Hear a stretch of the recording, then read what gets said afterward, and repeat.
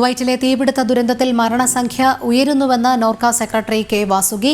നിലവിലെ മരിച്ച മലയാളികൾ 24 എണ്ണമെന്നത് അനൌദ്യോഗിക കണക്കെന്നും 15 മരണം സ്ഥിരീകരിച്ചെന്നും സെക്രട്ടറി വ്യക്തമാക്കി. പേര് വിവരങ്ങൾ സ്ഥിരീകരിക്കേണ്ടതുണ്ടെന്നും മരിച്ചവരിൽ DNA പരിശോധന നടത്തുമെന്നും നോർക്ക സെക്രട്ടറിയും സിഇഒയും വാർത്താസമ്മേളനത്തിൽ അറിയിച്ചു.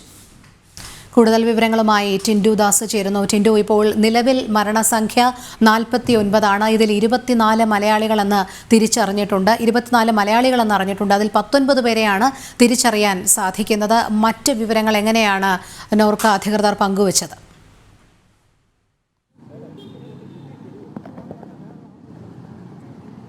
രോഹിണി, നിലവിൽ എംബസി നൽകുന്ന കണക്ക് പ്രകാരം ഔദ്യോഗികമായിട്ട് 15 പേരാണ് മലയാളികളായിട്ട് സ്ഥിരീകരിച്ചിട്ടുള്ളത്. അനൌദ്യോഗികമായിട്ട് 24 എന്ന് നോർക്ക വകുപ്പ് സെക്രട്ടറിയും അതോടൊപ്പം തന്നെ നോർക്ക സിഇഒ അജിത് കൊളവേണി നടത്തിയ വാർത്താ സമ്മേളനത്തിൽ മാധ്യമങ്ങളോട് പ്രതികരിച്ചിരുന്നു. അതോടൊപ്പം തന്നെ ഈ 46 പേരിലധികമാണ് ഇത്തരത്തിൽ കുവൈറ്റ് ഫ്ളാറ്റിലെ തീപിടുത്തത്തിൽ മരണപ്പെട്ടതിൽ ഭൂരിഭാഗം ആളുകളും ഇന്ത്യക്കാരാണ്. അതിൽ നിന്നും 24 പേരോളം മലയാളികളാണ് എന്നൊരു അനൌദ്യോഗികമായിട്ടുള്ള കണക്കും പുറത്തു വിട്ടിട്ടുണ്ട്.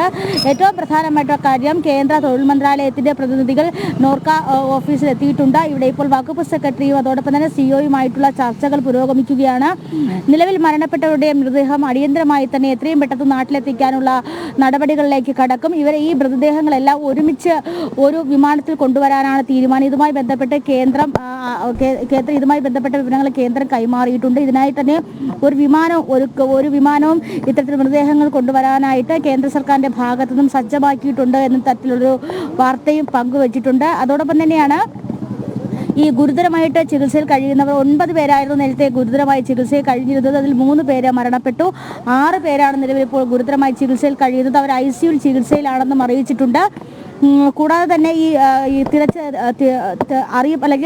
തിരിച്ചറിഞ്ഞിട്ടില്ലാത്ത മൃതദേഹങ്ങൾ DNA പരിശോധനയ്ക്ക് വിധേയമാക്കും. ഈ നടപടികളും കേന്ദ്ര സർക്കാരിന്റെ സഹായത്തോടു കൂടി പൂർത്തിയാക്കുമെന്നാണ് അറിയിച്ചിട്ടുള്ളത്. DNA ഉൾപ്പെടെയുള്ള നടപടികൾ ഉടനടി തന്നെ ആരംഭിക്കാനും നിർദ്ദേശം നൽകിയിട്ടുണ്ട്. കേന്ദ്രത്തിന്റെ ഭാഗത്തു നിന്നും നിർദ്ദേശം നൽകിയിട്ടുണ്ട്. അതോടൊപ്പം തന്നെ ഈ മരിച്ചവർക്കുള്ള ഈ ധനസഹായങ്ങളും പ്രഖ്യാപിച്ചിട്ടുണ്ട്. നോർക്ക ചെയർമാൻ കൂടിയായിട്ടുള്ള യൂസഫ് അലി 5 ലക്ഷം രൂപ, രവി പിള്ള 2 ലക്ഷം രൂപ, സംസ്ഥാന സർക്കാരിന്റെ ഭാഗത്തു നിന്നും 5 ലക്ഷം രൂപ എന്നിങ്ങനെയാണ് മരിച്ചവരുടെ ബന്ധുക്കൾക്കായിട്ടുള്ള അടിയന്തര ധനസഹായമായിട്ട് നൽകാൻ തീരുമാനിച്ചിട്ടുള്ളത്. അതോടൊപ്പം തന്നെ മറ്റു നടപടികളും എംബസിയുമായി ചേർന്നുകൊണ്ട് തന്നെ പുരോഗമിക്കുകയാണ്. എത്രയും പെട്ടെന്ന് ഈ ചികിത്സയിൽ ഇരിക്കുന്ന ആളുകളുടെ പേര് വിവരങ്ങളും അതോടൊപ്പം തന്നെ എത്ര പേരാണ് മരണപ്പെട്ടിട്ടുള്ളത് എന്നിവയുടെ അടിസ്ഥാന കണക്ക് അല്ലെങ്കിൽ ഔദ്യോഗികമായിട്ടുള്ള കണക്കുകൾ ലഭ്യമാകേണ്ടതുണ്ട്. എന്തായാലും കേന്ദ്ര തൊഴിൽ മന്ത്രാലയത്തിന്റെ ഭാഗത്തു നിന്നും ഇവിടെ പ്രതിനിധികൾ എത്തിയിട്ടുണ്ട്. അവരുമായി ചർച്ച ചെയ്ത്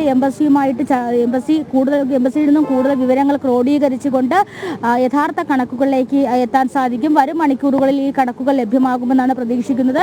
അല്പസമയങ്ങൾക്ക് മുമ്പാണ് നോർക്ക വകുപ്പ് സെക്രട്ടറിയും സിഇഒയും മാധ്യമങ്ങളെ കണ്ടത്. അതുവരെയുള്ള കണക്കുകളാണ് ഞാൻ നേരത്തെ സൂചിപ്പിച്ചിട്ടുള്ള 15 ഔദ്യോഗിക മരണങ്ങൾ. അതിനുശേഷമുള്ള കണക്കുകൾ ഇതുവരെ പുറത്തു വന്നിട്ടില്ല. 15 പേരുടെ പേരുകൾ ഔദ്യോഗികമായിട്ട് തന്നെ പുറത്തുവിട്ടിട്ടുണ്ട്. ഏറ്റവും കൂടുതൽ മരണം സംഭവിച്ചിട്ടുള്ളത് പത്തനംതിട്ട ജില്ലയിലാണ്. പത്തനംതിട്ട ജില്ലയിൽ നിന്നുള്ള 5 പേരുടെ മരണമാണ് നിലവിൽ ഇതുവരെ ഏറ്റവും കൂടുതൽ സംഖ്യയായി സ്ഥിരീകരിച്ചിട്ടുള്ളത്. നിലവിലുള്ള കണക്കുകൾ ഇനി ആർക്കൊക്കെ അപകടം പറ്റിയിട്ടുണ്ട് എന്നുള്ള കാര്യങ്ങളിലൊക്കെ അവിടെ നിന്ന് അല്ലെങ്കിൽ എംബസിയുടെ ഭാഗത്തു നിന്നും കുവൈറ്റിൽ നിന്നൊക്കെ ഔദ്യോഗികമായിട്ടുള്ള കണക്കുകൾ ലഭിക്കേണ്ടതായിട്ടുണ്ട്. അടിയന്തരമല്ലാത്ത ചികിത്സയിൽ കഴിയുന്നവരെ അല്ലെങ്കിൽ അത്തരത്തിലുള്ള ചികിത്സയിലുള്ളവരെ നാട്ടിലെത്തിക്കാനുള്ള നടപടികൾ പൂർത്തീകരിച്ച് വരികയാണ്. ഈ അടിയന്തരമല്ലാത്ത ചികിത്സയിലുള്ള അല്ലെങ്കിൽ 2 തരത്തിൽ അടിയന്തരമായിട്ടുള്ള ചികിത്സ അല്ലെങ്കിൽ ഗുരുതരാവസ്ഥയിൽ തുടരുന്നവർക്കുള്ള പൂർണ്ണ ചികിത്സാ സഹായം സർക്കാരിന്റെ ഭാഗത്തു നിന്നും കേന്ദ്ര സർക്കാരിന്റെ ഭാഗത്തു നിന്നും ഒക്കെ ലഭ്യമാകുമെന്ന് അറിയിച്ചിട്ടുണ്ട്. അവരെ എത്രയും പെട്ടെന്ന് നാട്ടിലെത്തിച്ചതിന് ശേഷം ചികിത്സാ നടപടികൾ പുരോഗമിക്കാനുള്ള തീരുമാനത്തിലേക്കുമൊക്കെ എത്തിയിട്ടുണ്ട്. നിലവിൽ ഇപ്പോൾ എന്തായാലും അകത്ത് തൊഴിൽ മന്ത്രാലയത്തിന്റെയും അതോടൊപ്പം തന്നെ നോർക്കയുടെയും ഭാഗത്തു നിന്നുള്ള പ്രതിനിധികളുടെയും ഒരു ചർച്ച നടന്നുകൊണ്ടിരിക്കുകയാണ് ഈ യോഗത്തിൽ. അതോടൊപ്പം തന്നെ നിലവിൽ ഈ എംബസിയുടെ ഭാഗത്തു നിന്നുള്ള വിവരങ്ങൾ ശേഖരിക്കുന്നുണ്ട്. ആ വിവരങ്ങൾ കൂടി ക്രോഡീകരിച്ച് പൂർണ്ണമായ കണക്കുകളിലേക്ക് എത്താൻ സാധിക്കും. എന്തായാലും വലിയൊരു ദുരന്തമാണ് സംഭവിച്ചിട്ടുള്ളത്. കേരളത്തെ സംബന്ധിച്ചിടത്തോളം ഒരു വലിയൊരു ദുരന്തം തന്നെയാണ് സംഭവിച്ചിട്ടുള്ളത്. ഈ ദുരന്തത്തിൽ ഇനി അങ്ങോട്ടുള്ള നടപടികൾ നല്ല രീതിയിൽ നടത്താൻ വേണ്ടിയിട്ട് കേന്ദ്ര പ്രതിനിധികളും നോർക്കയിൽ എത്തിയിട്ടുണ്ട്. രോഹിണി, ശരി, ടിൻഡു ദാസാണ് വിവരങ്ങൾ നൽകിയത്.